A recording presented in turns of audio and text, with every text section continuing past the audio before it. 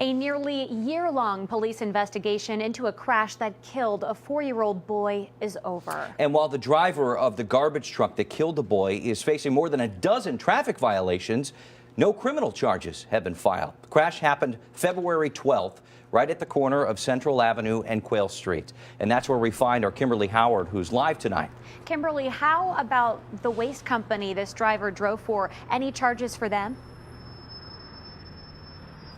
And Cody, as of now, no, but the boy's family has filed a civil lawsuit against them as we wait to hear what's going to happen with that. It appears that what happened in this intersection about a year ago, at least for now, was just a tragic accident.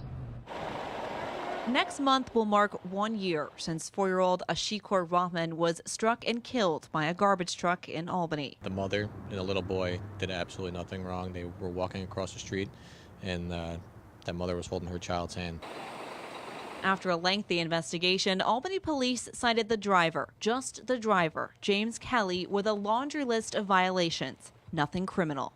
Worn tires, a busted turn signal, bad brakes. How is just the driver in this case being charged and not the company? The driver is being cited those violations because he was the driver of that vehicle.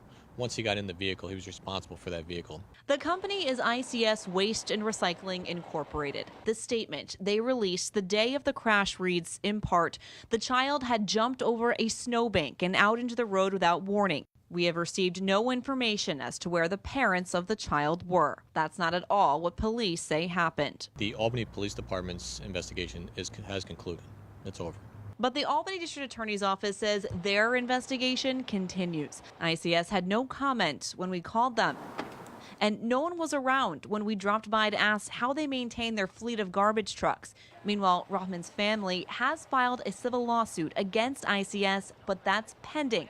Perry Silver is the Rahman's attorney. They gave it a very thorough and comprehensive look.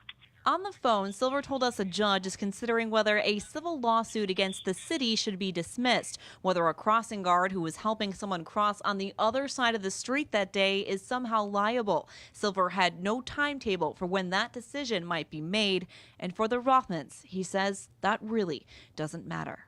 This is a tragedy for which there's no comparison, and it's a cut that'll never heal, a wound that'll never heal.